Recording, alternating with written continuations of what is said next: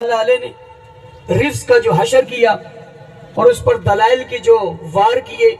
وہ رہتی دنیا تک وہ یاد رکھیں گے، بلکہ ان کی نسلیں بھی یاد رکھیں گی کہ کوئی شخص آیا تھا جس نے آ کے وہ کام کیا تھا جو رہتی دنیا تک یاد رکھا جائے گا، اور دنیا رفظ مرتے مرتے مر جائے گی مگر فی رسول اللہ اسوۃ حسنہ۔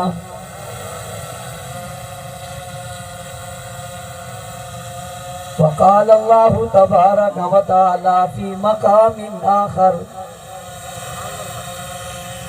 هو الذی ارسل رسولہ بالہدی ودین الحق لیظہرہ علی الدین کلہ وکفی باللہ شہیدا۔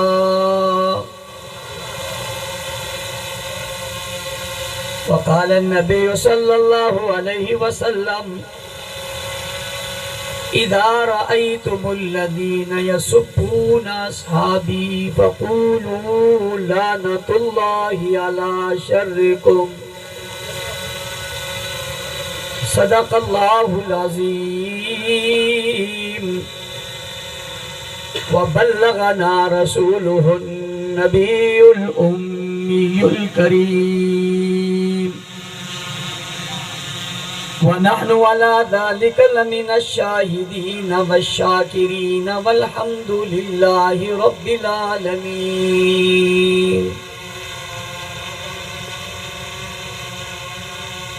جو ہو فرعون میں ان کو خدا کہہ دوں یہ مشکل ہے،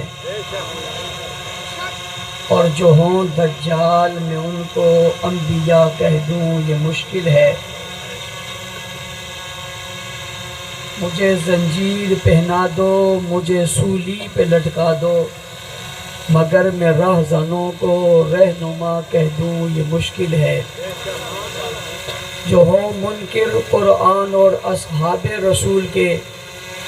ارے میں ان منکروں کو مسلمان کہہ دوں یہ مشکل ہے۔ طوفانوں کے نام سن کر جو لرز اٹھتے ہوں ساحل پر، میں ان بزدلوں کو ناخدا کہہ دوں یہ مشکل ہے۔ واجب الاحترام، قابل صد احترام، معزز مکرم محترم ذی وقار علماء کرام، سیاسی اور سماجی شخصیات، اسٹیج پر موجود زعماء، علماء اور مشائخ، پنڈال میں موجود غیرت مند باوفا بہادر نڈر بے باک بے خوف توحید و سنت کے پروانوں، اصحاب رسول کے دیوانوں، آج آپ کے شہر تونسا میں ہونے والی یہ عظیم الشان کانفرنس بڑے آب و تاب کے ساتھ منعقد ہو رہی ہے، جو اپنی آخری مراحل میں داخل ہو چکی ہے۔ آپ کے تمام ذمہ داروں کو، ضلع تحصیل کے ورکروں، ذمہ داروں کو خراج تحسین پیش کرتا ہوں، جنہوں نے اس خوبصورت کانفرنس کا انعقاد کیا اور محنت کی۔ اللہ تعالیٰ اس کی محنت کو اپنے بارگاہ میں قبول فرمائے۔ وقت چونکہ انتہائی مختصر ہے، اذان عصر ہو چکی ہے اور نماز عصر ہم نے ادا کرنی ہے۔ آپ کی توجہ اگر میری طرف رہے گی تو میں کچھ ضروری اور اہم گزارشات آپ کے گوش گزار کرنا چاہوں گا۔ مجھے اس بات میں کوئی شک نہیں ہے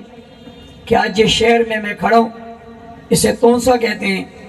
اور یہ تونسا حضرت تونسوی کی وجہ سے آج ہی نہیں کئی زمانے سے معروف ہے،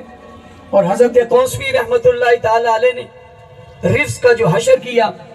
اور اس پر دلائل کی جو وار کیے، وہ رہتی دنیا تک وہ یاد رکھیں گے، بلکہ ان کی نسلیں بھی یاد رکھیں گی کہ کوئی شخص آیا تھا جس نے آ کے وہ کام کیا تھا جو رہتی دنیا تک یاد رکھا جائے گا، اور دنیا رفظ مرتے مرتے مر جائے گی مگر تونسوی کے دلائل کا جواب نہیں دے سکے گی۔ پھر تونسوی کے شرد شاگرد رشید، جنگ کے مرد قلندر حضرت حق نواز جنگوی شہید رحمت اللہ تعالی علیہ نے جس انداز، جس سٹائل اور جس خوبصورتی کے ساتھ اس زمانے کا مجدد بن کر ان کا مقابلہ کیا، ان کی قیامت تک آنے والی نسلیں یاد رکھے گی کہ ایک جنگوی آیا تھا جس نے تونسی کے خوابوں کی تعبیر کی تھی، اور صرف پاکستانی نہیں، دنیا بھر کا رافضی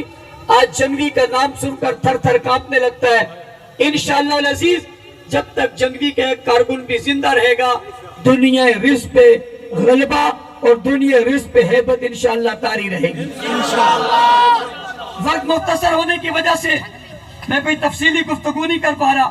لیکن کوئی ضروری باتیں میں ضروری سمجھتا ہوں کہ آپ کے گوش گزار کروں، اس لیے کہ آپ اتنی بڑی کثیر تعداد میں یہاں تشریف لائے ہوئے اور جس ذوق اور شوق کے ساتھ آپ یہاں بیٹھے، میں چاہتا ہوں کچھ باتیں آپ سے ضروری کروں تاکہ وہ پیغام لے کر آپ جائیں اور آپ گلی گلی وہ پیغام پہنچائیں۔ میں ابتدائی میں یہ بات کہنا چاہتا ہوں، میں آپ سے مخاطب ہوں اور مجھے یہ بھی بڑی خوشی ہے کہ آج اسٹیج پورا بھرا ہوا ہے۔ اسٹیج کے بائیں علیحدہ جلسہ ہے، اسٹیج کے دائیں علیحدہ جلسہ ہے، اگر اسٹیج کے پیچھے آپ چلے جائیں وہاں علیحدہ جلسہ ہے، پنڈال میں موجود دائیں بائیں مختصر علیحدہ ہجوم ہے، اور سامنے بیٹھا ہوا ایک مستقل بڑا ہجوم ہمارے سامنے موجود ہے۔